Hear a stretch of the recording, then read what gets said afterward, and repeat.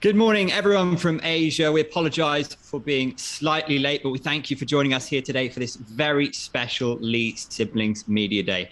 We're joined by a family of martial artists, the one women's atomweight world champion, unstoppable Angela Lee, the one lightweight world champion, Christian the Warrior Lee, and rising star Victoria the Prodigy Lee. As you may already know, One Championship is back this September 24th with One Revolution. And this event has not one, but three world title fights, so fans are in for a treat. Headlining the event is reigning One lightweight world champion Christian Lee, who is here with us today. He will be defending his title against the number 3 ranked lightweight contender, Prix Yoon. Can Christian clean out the lightweight division by defeating the only man left in the top 5? We're all excited to find out. Also on the One Revolution card, and here with us today is the youngest of the Lee sisters, Victoria Lee, who impressed us all in her first 2 fights in One. She's back for the 3rd time this year to face Victoria Souza. We're so honored that the One women's atomweight world champion, Angela Lee, is also here to support her siblings and share with us her thoughts on last Friday night's One Empower event featuring the One women's atomweight world Grand Prix. Angela's expected to be back soon to face the winner of that tournament. It's so great to see all of you here together. Thanks for joining us. How are you all doing? Yeah, thank you for having us. It's so nice that we can all do this media together and, over here through Zoom. So it's cool. We've got all the media joining us from around the world. First up, we're going to go to Jay Anderson of Cage Side Press. I wanted to start with Victoria heading into this fight. You're 2 fights into your career now, going into number 3. Just how different is the feeling going into this 3rd fight compared to bouts number 1 and 2 in terms of nerves and everything else in terms of preparation? I feel like going into my 3rd bout, I'm a lot more comfortable. There's a lot less newness of everything, and I feel like I've been able to build upon my camp from the 2nd fight, and this 3rd camp's been going smoothly. Victoria is undefeated like yourself, so just give us your thoughts going into this matchup against her. I think that my next opponent is tough. She has a 5-0 record, and I think it's going to be an exciting match because we're both finishers, and I don't think it's going to go to the distance. All right. And for Christian, you're also on the card as well, obviously sharing it with your younger sister. What does that mean to you? I know you've done it with Angela as well, but getting this opportunity, what does that mean to you? I'm very excited to be sharing my first event with my little sister, Victoria. It's really interesting how everything goes because when I first started my career, I was sharing the card with my older sister, Angela. And, for the beginning of our careers, many of our fights were shared on the same cards. And so now, me being the champion headlining this event, I'm really excited to have Victoria on the card with me as well. And, we're going to put on a great show for the fans. And I'm excited to be heading to Singapore together with her. And obviously, in your case, it's a title defense. In this case, Prix Yoon. Just let us into your thoughts on that matchup. And is there any part of you that kind of wish this was maybe Eddie Alvarez because of his notoriety and the higher profile that might bring? No, I'm glad that I'm fighting Oak. And in my opinion, Prix Yoon is the only guy deserving of the title shot right now. He's ranked number 5 in the division. I think, actually correct. I believe he just got moved up to number 3. So, he's the only guy in the top 5 I haven't faced yet. And Eddie Alvarez, he was a big name coming over from the UFC. When One Championship signed him, he had a lot of traction behind him. But since then, he hasn't done enough, to build himself a run up to the title. So I'm still waiting on Eddie to start winning a few fights, and then we can score off in that circle. But for now, I'm very glad to be facing Oak, and I feel like he's the only worthy contender. And last one for me too, Angela, thanks very much for joining us with the youngest Lee there with you. Just curious about your thoughts on the quarterfinals of the Atomweight Grand Prix. Obviously, there was a little bit of controversy in the Denise Zamboanga versus Sohee Ham fight, and I just wanted to get your opinion on who you thought won that fight. I think it's hard to say. I mean, it's a close fight.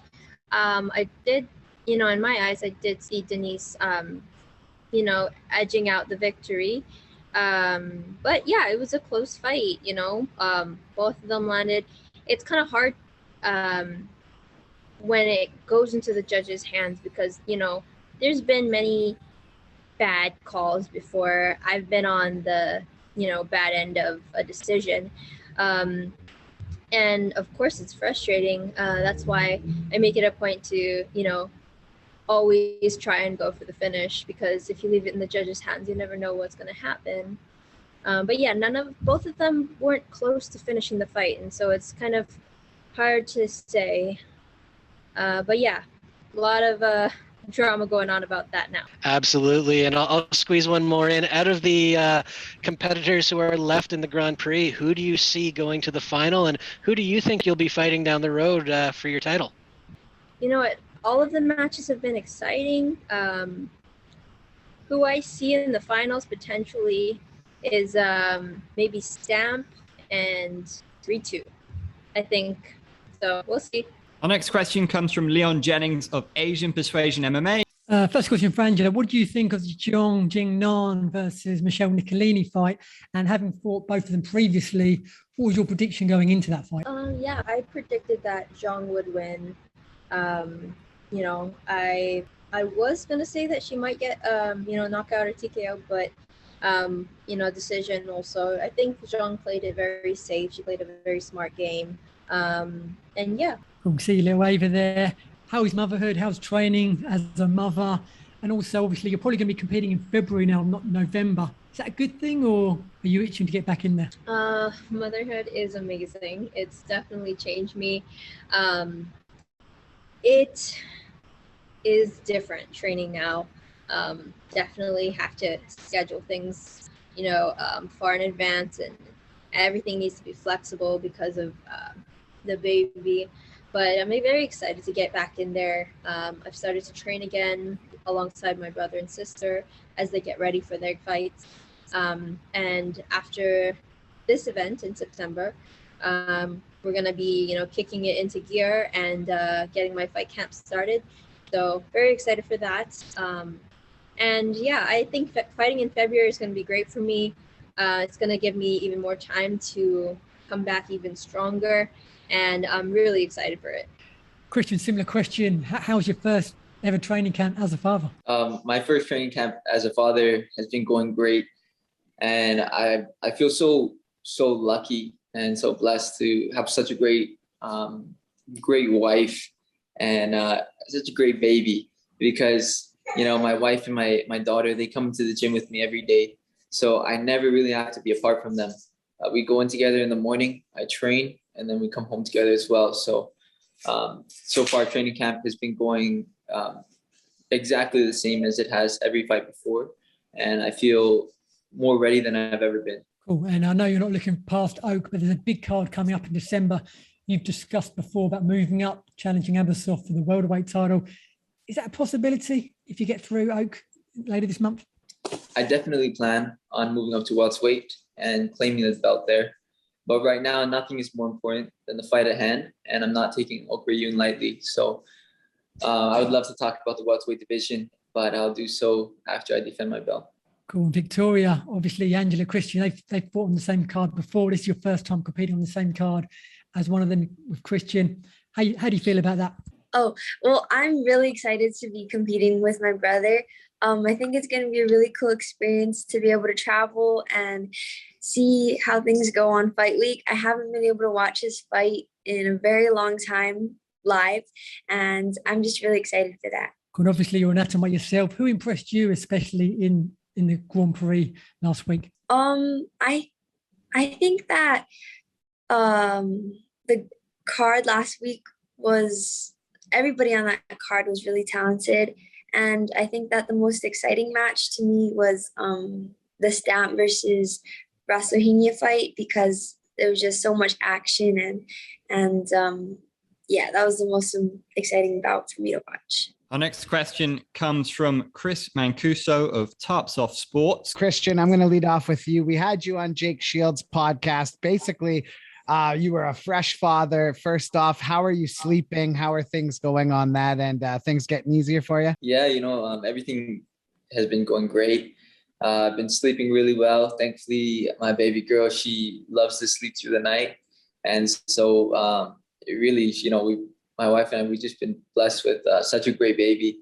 She loves to sleep. She loves to eat. And, she's growing very well. So everything has been going great as a father. That's incredible. That's incredible. Now, have you noticed, you come back into it, you're just freshly a father. Was there any lag time going back into the gym, or was it kind of business as usual? Did you find any difference? No, for me, I did have a few weeks of downtime just at home, enjoying the time as a father. But right away, I was back into the gym preparing. I sort of had a feeling that Ok Yoon was going to be the next guy. So really, I've been training for him since early in this year, shortly after my title defense. So I've been continuing my training as usual. I wake up, I go into the gym, and my wife and my daughter, they come in and follow me as well. So everything's been going just like normal. You mentioned Eddie Alvarez on our podcast. Then he got brought up earlier.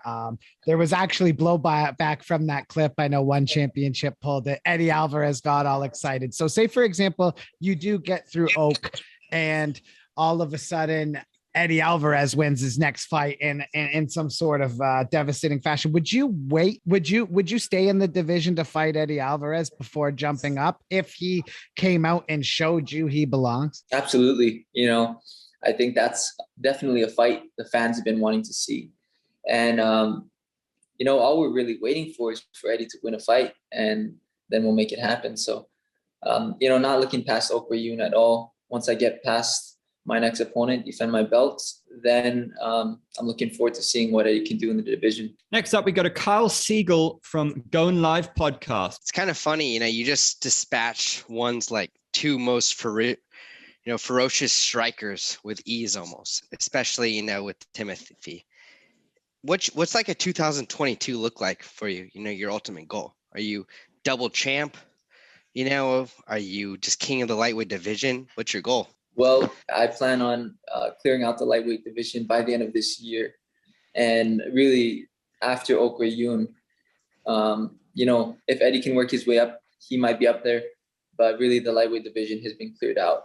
So my goal for this year is to clear out the lightweight division. Next year, I plan on being a double champ and continuing to defend my belt in lightweight division as well. That's awesome to hear. And looks like your sisters left, so I'll ask you, if your sisters get to that point where they're atom weight, contenders, they have to fight each other. Think that's a pretty good publicity Chaudhry could cash in on, or what? Well, the thing is, every family is different. My family happens to be very close, and knowing my two sisters, they would never square off in the cage, not for any amount of money. And it would be great publicity. I'm sure there's people that would want to see that. But a more realistic scenario is going to be Angela moving up to claim a second belt once she defends her atomweight title, right around the time that Victoria is going up to fight for the vacant atomweight belt. Next up, we have Dylan Bowker from My MMA News.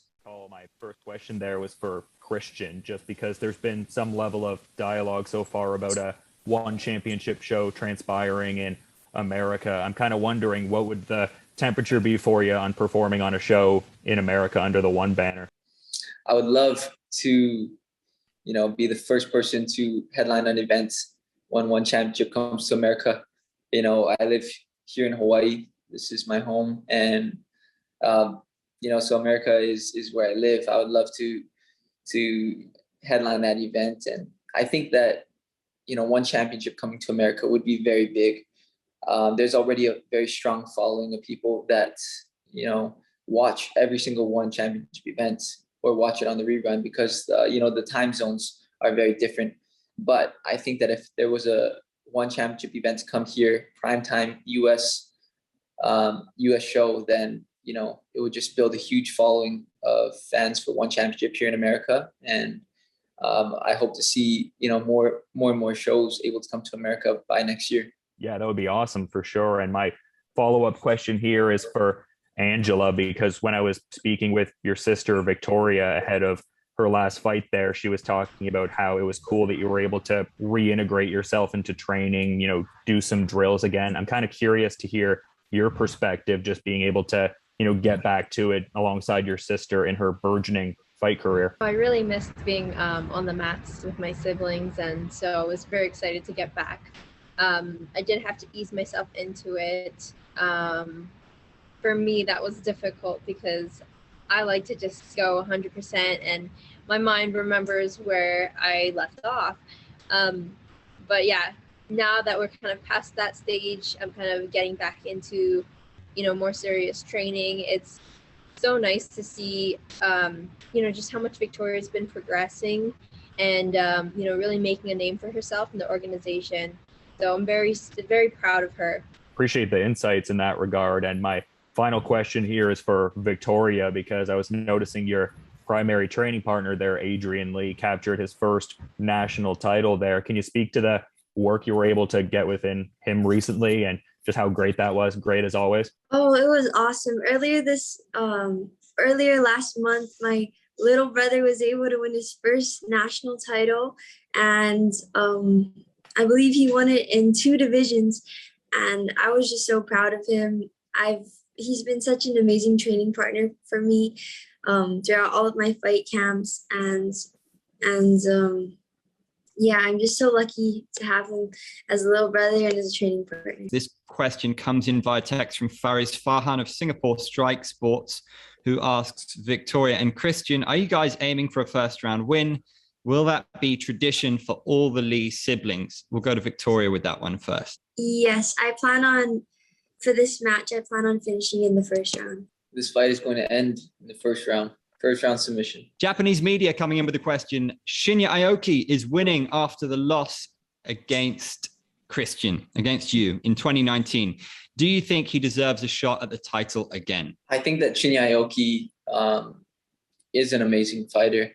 And since losing the title to me, I believe he's won 2 fights. And so he's definitely back on a winning streak. And I think maybe one more fight against a guy in the top 5, and he would definitely be deserving of a title shot. But, I've heard some recent interviews of Shinya himself, saying that that's not something he plans on. So, I'm never going to call out, Shinya. I really like him as a friend, as a former training partner. And, the fight originated with him calling me out. But, for me, I have so much respect for him. I'm not going to sit here calling him out. If that's something that he wants, then I'm sure he'll fight his way up there. Our next question comes in from Ivan Ruiz of Daily Tribune. This one's for Angela. What are your thoughts on the recent decision of ONE to review the match between Denise and Siohei Han? I think that, anyone who is on the bad side of a, bad decision, or the losing side of a bad decision, is going to call for it to be reviewed. Like I said earlier, I'm not sure.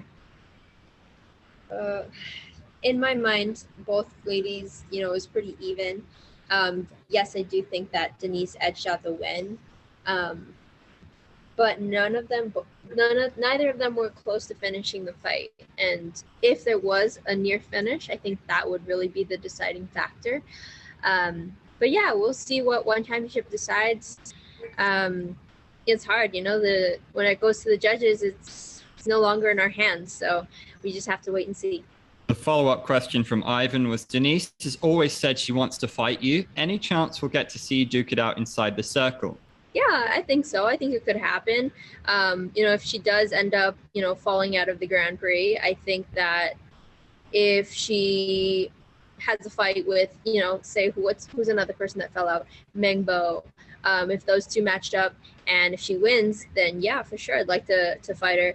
I just don't think that you can have a shot at the title coming off of a loss. So I think she need to fight someone before getting that title shot. We'll go to our next media question coming in via text. This one is from James Reese of Overtime Heroics MMA, who says, hi all, hope you're well. Question for both Angela and Victoria. With the impressive start that Victoria has had in the atomweight division, have you had the discussion of what will happen if Victoria keeps impressing and starts to mount a challenge for the championship? I think Christian touched upon this one earlier, but Angela, if you want to go first. Of course. So I'm really, really excited for Victoria. Of course, her skill level, I think, is such that she could definitely be a world champion in the near future. This is going to be her third fight with the organization. I think a lot of times, because her skill level is so high, people overlook the fact that she's still 17. She still only had 3 MMA fights. So, she said a lot of times in interviews she doesn't want to rush the process, but I do think it's going to happen naturally. And, once Victoria starts climbing the ranks and taking out the top 5 in the atomweight division, I do see myself moving up to the strawweight division and, looking to capture that world title. And I think that, it's going to be the Lees making history again. So, yeah, we'll see. Wait and see. Same question for Victoria. Are you quite happy with that plan? I think that's a great plan. As I'm heading into my 3rd fight, I'm just taking it one step at a time, treating each fight like it's the most important of my life and just seeing where it goes from there. Our next question from James again says, are we all likely to see a 4th Lee sibling anytime soon? We've heard previously all the huge compliments aimed at Adrian, how he's training. How is he getting on? And is him joining one something that he's looking to pursue? A lot of people, recently have heard about Adrian.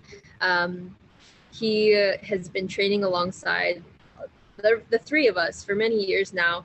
And, he's done very well in his last few competitions. He is still a sophomore in high school. So he has told us that he has an interest in fighting, but he does want to finish high school. But yeah, we'll see. His skill level is definitely there. And within a few years, I think it's really going to mature and develop. And he's going to be, a huge threat, if he decides to join one. Just basically everything Angela touched on.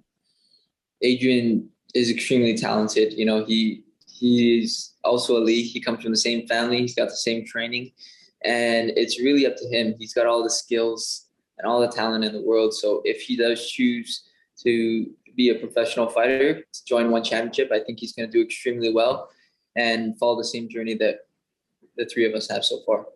No, I agree 100% with what my brother and sister said. Awesome. All right. Our next question comes from Andrew Mack of MMA Island. First for Christian and Angela, coming from a family of fighters, you guys have been exposed to fighting for a long time. Now that you both have children, is it something you'd like to continue? Would you let your kids watch your fights when they're like 8, 9, 10? Yeah, so I definitely am going to have my daughter with me at my fights. I think that it'll be a very unique experience for her, added motivation for me. And luckily with our family, I know that, my husband, my mom, my siblings, they can all help to watch Ava while I'm out there. And I know that she's going to be in good hands. Will I let Ava fight? That's the question I get asked a lot. And if you ask me, do you want your daughter to be a fighter? Honestly, I'm going to say no. Just I know how difficult it is, and I know there are a million other, opportunities for her out there. So I really want her to explore those other options and find her true passion, whatever that may be. But if she does have the same passion for martial arts, of course, I'm going to be supporting her 1,000%. For me, of course, I'm going to have my daughter there with me in the future. It doesn't matter how old she is. This last event, I was really looking forward to bringing my wife and my daughter to Singapore with me to watch me fight. However, due to the COVID restrictions, my baby is not old enough to enter Singapore yet. Right now, they're not accepting babies into the country as they're not able to, vaccinate or test them. So unfortunately, she's staying at home for this one. But if the next event, one championship, brings the show to the United States, or if Singapore opens up, then my daughter will definitely be there in the front row watching me fight. Shang-Chi and the 10 Rings recently hit theaters. The movie has been a beacon for Asians worldwide and given us something to look up to for someone who looks like us and has many of the same experiences as us. At the same time, as one becomes more popular in the West, you guys have also become icons in the Asian community to look up to as well. You're essentially the real-life versions of Shang-Chi, these unstoppable Asian warrior prodigies. Tell me, how does that feel? I haven't really seen like what that movie is about. I just know that it's based on like it's the first blockbuster Marvel movie with like the majority of the cast is Asian, and I'm just really excited to watch it. I've heard great reviews about it, and I think that it's really awesome to have such a big blockbuster film starred as like an Asian superhero. So I think that's really cool. Sure. So I am super excited for this film. I love movies and I try to watch them all as soon as they come out. Unfortunately, because I have a baby now, it's kind of hard to catch the movies in the theaters. So I was hoping that they'd be releasing it to stream like on Disney Plus or HBO Max or something, but no luck. I'm very excited for this film, and I think it really, means a lot for us coming from, our Asian ethnicity, also being martial artists. I think we can relate a lot to the movie, and just having a Marvel superhero who looks like us, who comes from our same background, we can relate on so many different levels. So very excited for this film, and yeah, I think it's gonna be a hit. For me, I haven't really heard much about the movie yet, but I think it's great that they're incorporating every ethnicity and making them into Marvel superheroes, and I'm glad to see every ethnicity up there on the superhero blockbuster list, and I'll definitely be looking for it in the movies when it comes out. Could you guys just respond to how does it feel to be like an Asian icon that people can look up to, like Shang-Chi as well? For me, I think it's a great honor to be somebody that other people can look up to. For me myself, I try not to put myself in that position where I look at myself as a role model, but I know in the line of work, being a champion, naturally that is going to happen, and I'm very grateful that I have this platform to really set a good example to all of the young kids out there, or anyone aspiring to be a fighter, to be a world champion in anything in life. And I just feel extremely grateful that I'm in this position where I can impact people, hopefully in a positive way. Yeah, I think that representation is extremely important. And, for myself and for my brother and even for my sister, Victoria, to be on this kind of platform where we get to voice our opinions, stand up for things that matter to us, and, kind of raise awareness for important topics. These are all things that I feel I'm very lucky to do, and that I'm able to touch so many people. And I think it's a huge responsibility for us, but it's also a big honor to be role models to kids, to women, to everyone all across the world. Yeah, I just think I'm really lucky that like people that the like Asian superheroes and the role models that other little kids are looking up to in this movie. I mean, I've grown up with them in my household. They're my brother and my sister, my mom and dad. And so I think with this movie, it's going to be, something that other little kids have someone to look up to as well. Our next question comes from Nick Atkin of SCMP MMA. Just wanted to go to Victoria first. What's it been like kind of going back to normal life after your last win and getting back to school? Does it kind of bring you down to earth, or do you enjoy that side of it? And I imagine you just take it all in your stride like you have done throughout your career. Yeah, after my second fight, I just went right back into school, starting off my senior year, and it's different, but it's the same. I mean, I'm incorporating my training schedule as I'm preparing for my third fight camp, but also I have to incorporate schooling and homework. So it all balances out, and I think it's neat that I'm kind of living a double life now. You got the next fight coming up, but you've been very busy. Would you like to fight on that December card as well, the 10th anniversary card, and get a fourth fight in this year? As I've said in previous interviews, I would love to stay as active as possible. But for right now, I'm just primarily focusing on my fight in 2 weeks. And I just want to give my 100% focus to it because this is the most important fight of my life and I'm not going to look past it. Can't wait to see it. And one for Christian. What do you need to look out for from Oak? And do you think Eddie Alvarez maybe underestimated him a little bit? I think that, Eddie Alvarez definitely underestimated Oak. In his first fight against Murat, you really just saw him being more defensive, stuffing his takedowns. But when he went in there against Eddie, he really brought his A game. He stepped up to the plate, and Oak displayed, a great showcase of accurate striking that dropped Eddie Alvarez in the first round and followed up with landing clean strikes and stuffing his takedowns in the second and the third. So for me, my main thing is not looking past Oak Rayun. I think the biggest mistake people make when they fight a guy like Oak is looking past him because he's extremely durable and he's a very consistently good fighter. So he's always going to go in there and show up and bring his all. And I'm just going to go in there, do what I do, and look to finish him as quickly as I possibly can. Yeah, you seem to have a lot of respect for him as well. I think the way he asked for the fight was very respectful. Was that part of the reason you agreed to fight him? Yeah, that was definitely part of the reason. I really like how respectful Oak was when making the call out, different from how many people are trying to do it these days, where they want to talk smack, they want to make a lot of noise so that people pay attention to them. But, a guy like Oak, he just goes in there, he puts in the work. He won his 2 fights against former champions, and then he was very respectful about his call out as well. So I'm more than happy to fight a guy like that. Yeah, I can't wait to see that one as well. And I guess just for Angela, everyone's been asking you, about Denise. But I wanted to ask you, what did you think of Ham? What did you make of her performance? She came in with a lot of hype. She seemed to dismiss Denise a little bit before the fight.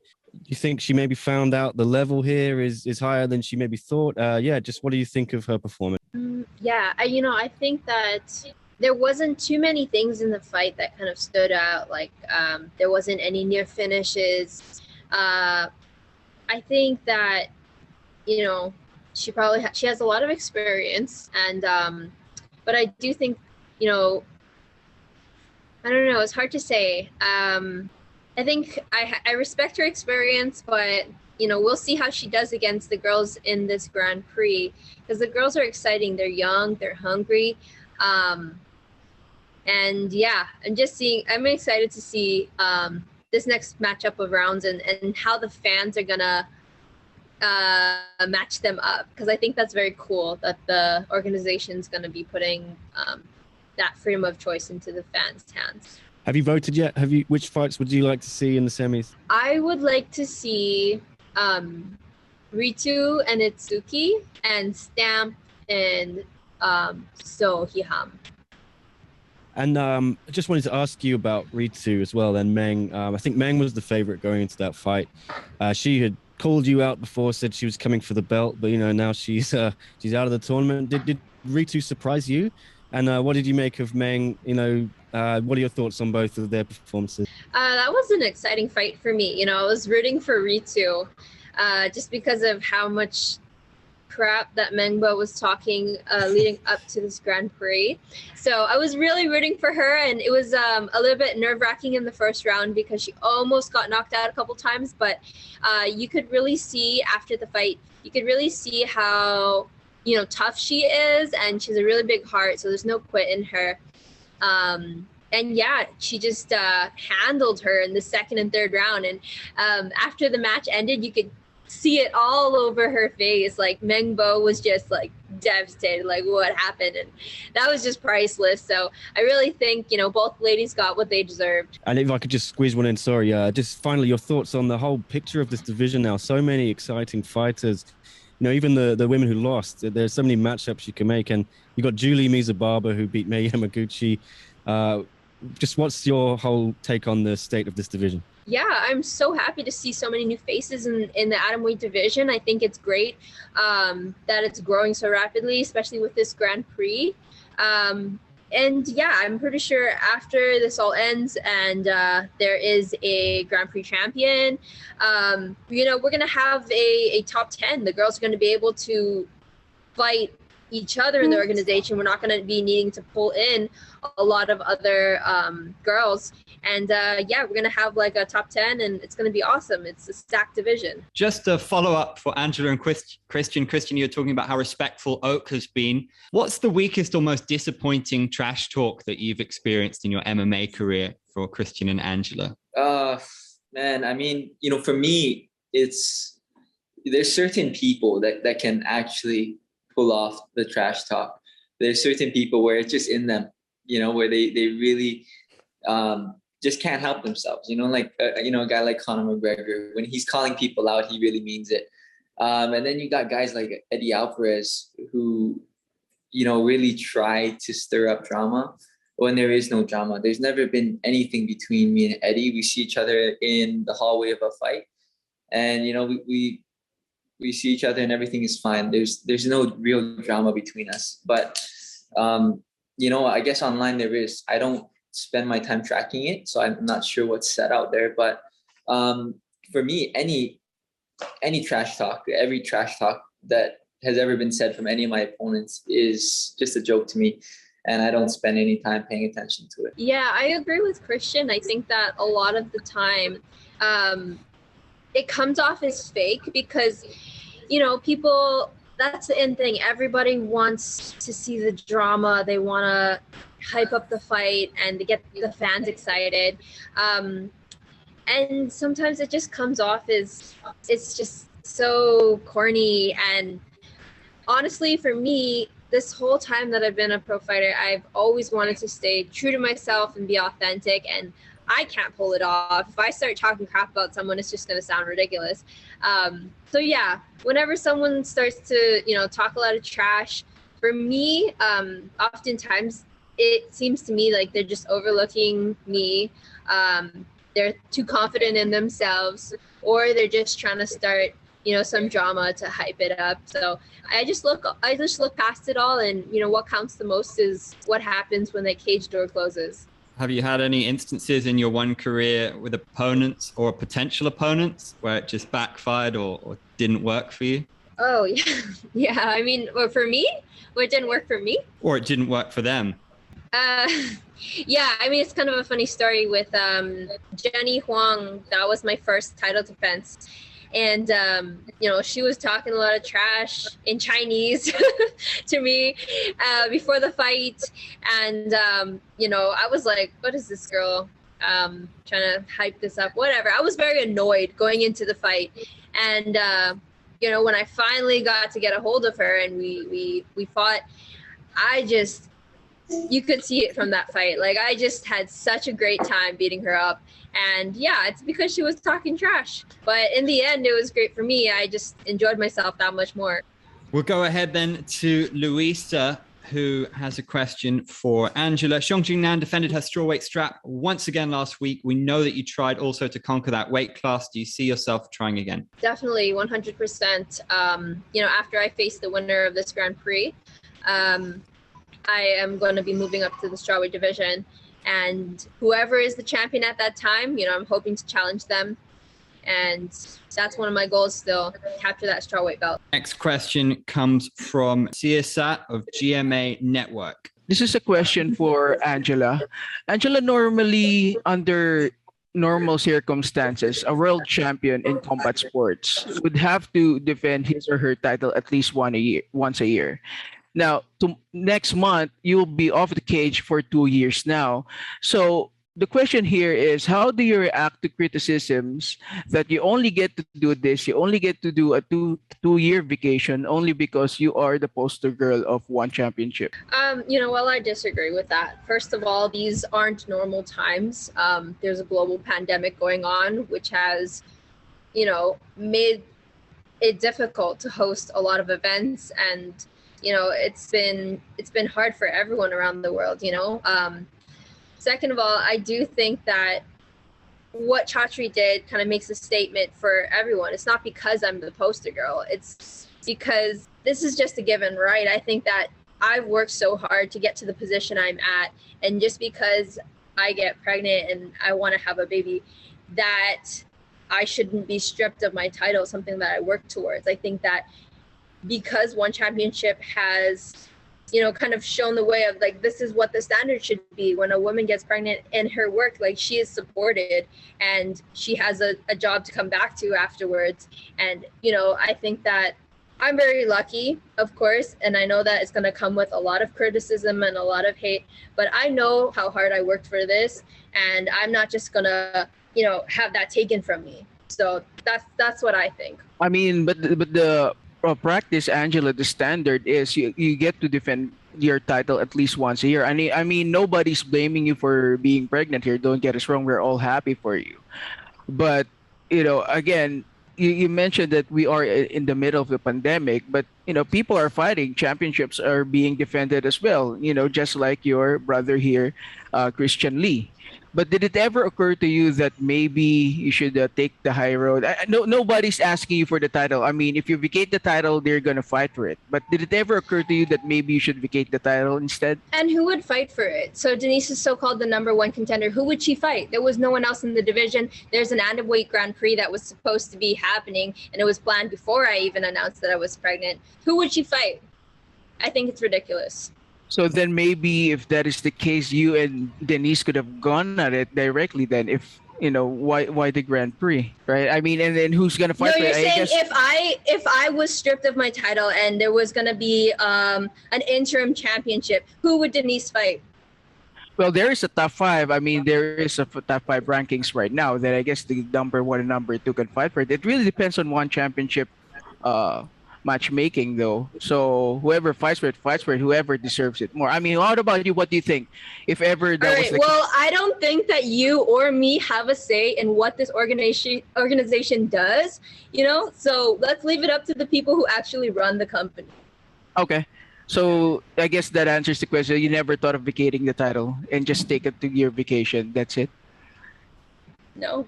We really appreciate you joining us here today, and we appreciate the media with their questions. We cannot wait to see everyone again this September 24th for One Revolution. Remember, there will be fans in attendance, so do log on to onefc.com. Sorry, I think that this One Empower card was an awesome event, and I think it's just the start of so many more all-female cards.